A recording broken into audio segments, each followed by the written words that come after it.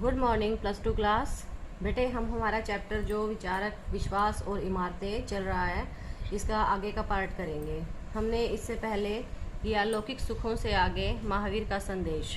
अब हम इसमें पढ़ेंगे बुद्ध और ज्ञान की खोज, यानी कि जो महात्मा बुद्ध थे उनके बारे में हम इसमें जानेंगे और उन्होंने ज्ञान की खोज किस प्रकार की।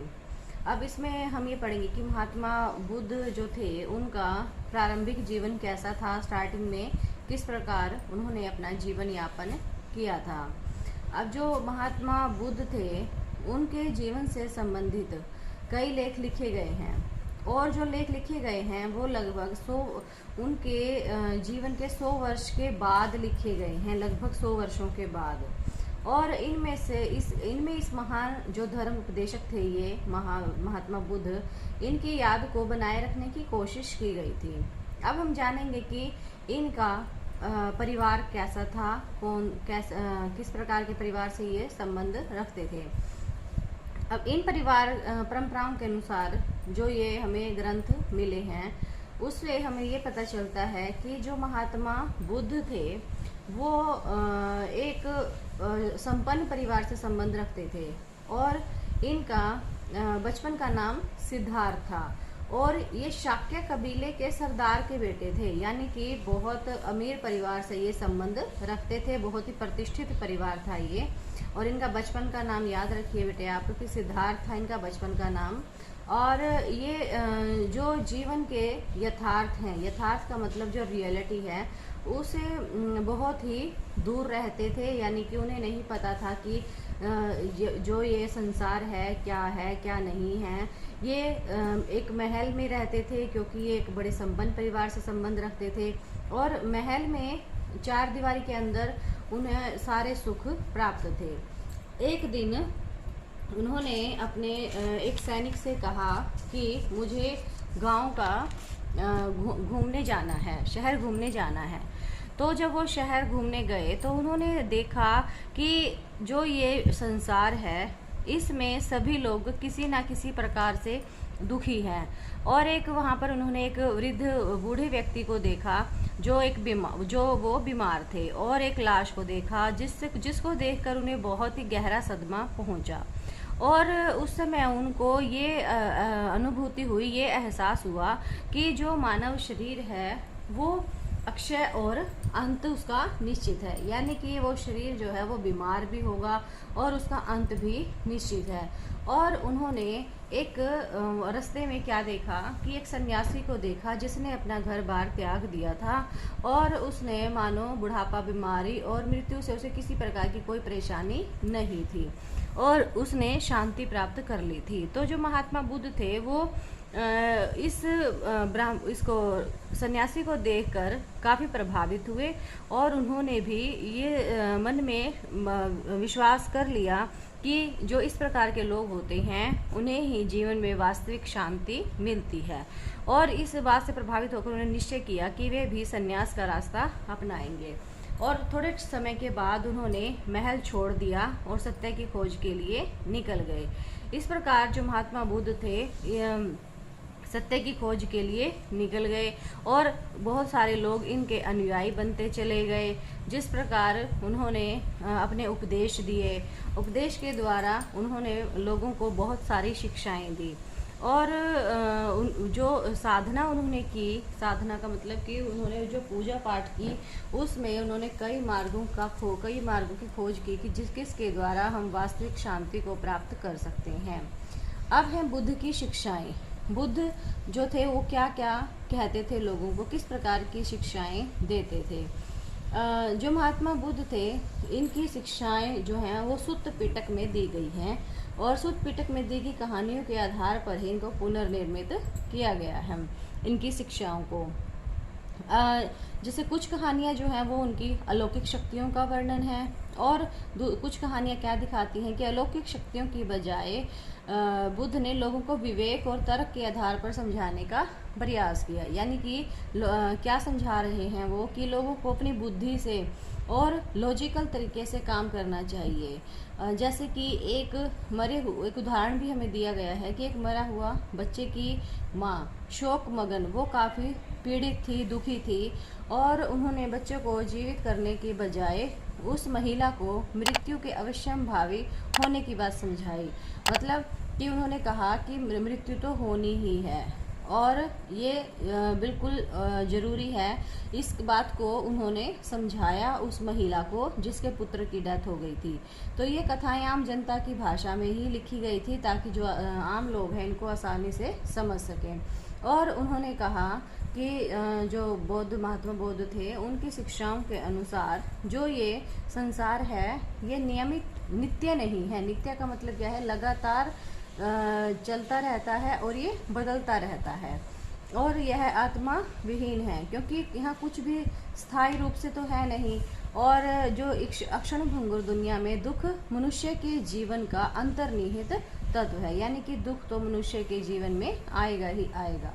और घोर तपस्या यानी कि हम कड़ी तपस्या करके विषय शक्ति के बीच मध्यम मार्ग अपनाकर मनुष्य दुनिया के दुखों से मुक्ति पा सकता है। बौद्ध धर्म की प्रारंभिक परंपराओं में भगवान का होना या ना होना अप्रासंगिक था, यानी कि वो इस बात को ज़्यादा महत्व नहीं देते थे कि भगवान है या नहीं है। वो ये कहते थे कि हमने बुद्धि से काम लेना चाहिए। अब है कि जैसे महात्मा बुद्ध थे, उन्होंने निर्वाण के बारे में भी बताया है। निर्वाण का मतलब है कि इच्छा का खत्म हो जाना। अहम और इच्छा, यानी अहम का मतलब घमंड, प्राउड, अभिमान, उसका और अपनी इच्छाओं का खत्म हो जाना, और जिससे ग्रह त्याग करने वाले के दुख के चक्र का अंत हो सकता था। यानी कि जो अपना घर बार त्याग कर दे तो उसके दुखों का अंत हो सकता था। बौद्ध की परंपराओं के अनुसार अपने शिष्यों के लिए उनका अंतिम निर्देश क्या था? अब हम ये देखेंगे कि उन्होंने अंतिम निर्देश क्या दिया था। उन्होंने कहा कि तुम सब अपने लिए खुद ही ज्योति बनो, क्योंकि तुम्हें खुद ही अपनी मुक्ति का रास्ता ढूंढना है। क्या कहा? कि हम खुद ही अपने लिए रास्ता बना सकते हैं, क्योंकि हमें खुद ही अपनी मुक्ति का रास्ता ढूंढना है, यानी खुद ही हम अपने लिए कोशिश कर सकते हैं। दूसरा कोई इसके बारे में हमारी हेल्प नहीं कर सकता। बुद्ध के अनुयायी, अब हम ये देखेंगे कि जो महात्मा बुद्ध थे उनके अनुयायी कितने थे, कौन से थे, कौन कौन से वर्ग से वो आए थे, किस प्रकार वो उनके अनुयायी बने। अब धीरे धीरे क्या हुआ, जो महात्मा बुद्ध थे उनके शिष्य बढ़ते गए, और शिष्य बढ़ गए तो उन्होंने क्या किया? संघ की स्थापना बनाई, संघ की स्थापना की, और ऐसे भिक्षुओं की एक संस्था बनाई जो धम्म के शिक्षक बन गए। धम्म का मतलब धर्म के शिक्षक बन गए। और ये जो भिक्षुक थे वो एक सादा जीवन बिताते थे और उनके पास ज़्यादा कुछ नहीं था अपने जीवन को व्यतीत करने के लिए। वो जो बहुत ज़रूरी चीज़ें होती थी केवल वो ही अपने पास रखते थे, और इन सबको ये भिक्षा मांगकर अपना गुजारा करते थे, और इसलिए इनको भिक्षु कहा जाता था। शुरू में तो इस जो ये संघ बनाया गया था, इस संघ में केवल पुरुषों को ही अनुमति थी और महिलाओं को इस संघ में शामिल होने की अनुमति नहीं थी। लेकिन बाद में धीरे धीरे उनका एक शिष्य था आनंद नाम का, उसने महिलाओं को भी संघ में आने की अनुमति दिलवा दी। और बुद्ध की जो उपमाता थी महाप्रजापति गौतमी संघ में आने वाली पहली भिक्षुनी बनी। पुरुषों को भिक्षु कहा जाता था और महिलाओं को भिक्षुनी कहा जाता था। और जो सबसे पहली जो भिक्षुनी बनी वो कौन थी? उनकी उपमाता महाप्रजापति गौतमी। और जो उनके जो अनुयायी थे वो बहुत सारे वर्गों से आए हुए थे, समाज के कई वर्गों से, जैसे कि बहुत धनवान लोग भी थे, राजा भी थे, सभी प्रकार के लोग थे इसमें। संघ में आ जाने पर किसी को भी, ना कोई राजा है, ना कोई कर्मचारी है, ना कोई मजदूर है, ना कोई गरीब है, ना अमीर है, तो जो अगर कोई व्यक्ति संघ में शामिल हो गया तो उसमें सबको ही इक्वल माना जाता था। और भिक्षु और भिक्षुणी बनने पर उन्हें अपनी पुरानी पहचान त्याग देनी पड़ती थी और सभी क्या हो जाते थे? भिक्षु और भिक्षुणी। इस प्रकार उन्होंने अपने संघ की स्थापना की। और संघ की जो पद्धति थी वो अलग से परंपराएं उन्होंने निश्चित की हुई थी। पहले तो लोग शुरू में तो क्या करते थे, लोग केवल बातचीत से ही किसी भी मैटर पर डिसीजन उन्हें लेना होता था, ले लेते थे। लेकिन बाद में इस पर चर्चाएं होने लगी और फिर उनका जो संघ का डिसीजन था वो मतदान के द्वारा लिया जाने लगा, वोटिंग की जाने लगी। और जो महात्मा बुद्ध थे उन्होंने बौद्ध धर्म को बहुत तेज़ी से फैलाया, वो उनके जीवन काल में भी और उनकी मृत्यु के बाद भी। और जो धार्मिक प्रथाएं थी उससे वो लोग जो थे समकालीन धार्मिक प्रथाओं से असंतुष्ट थे और उस युग में तेजी से हो रहे सामाजिक बदलावों ने उन्हें उलझनों में बांध रखा था, यानी कि उस टाइम के जो लोग थे। इस प्रकार बौद्ध की जो शिक्षाएं थी वो जन्म के आधार पर श्रेष्ठता की बजाय, यानी कि वो जन्म के आधार पर किसी को कोई महत्व नहीं देते थे। वो किसको महत्व देते थे कि जिनका आचार व्यवहार काफ़ी अच्छा है उन्हीं को ज़्यादा महत्व दिया जाना चाहिए, चाहे वो कोई लो लेवल के वर्ग से आया है, चाहे कोई हाई लेवल के वर्ग से आया है। तो इस प्रकार इस तरह के जो विचार उन्होंने, शिक्षाएं उन्होंने दी, इससे महिलाएं और पुरुष इस धर्म की तरफ काफ़ी आकर्षित हुए।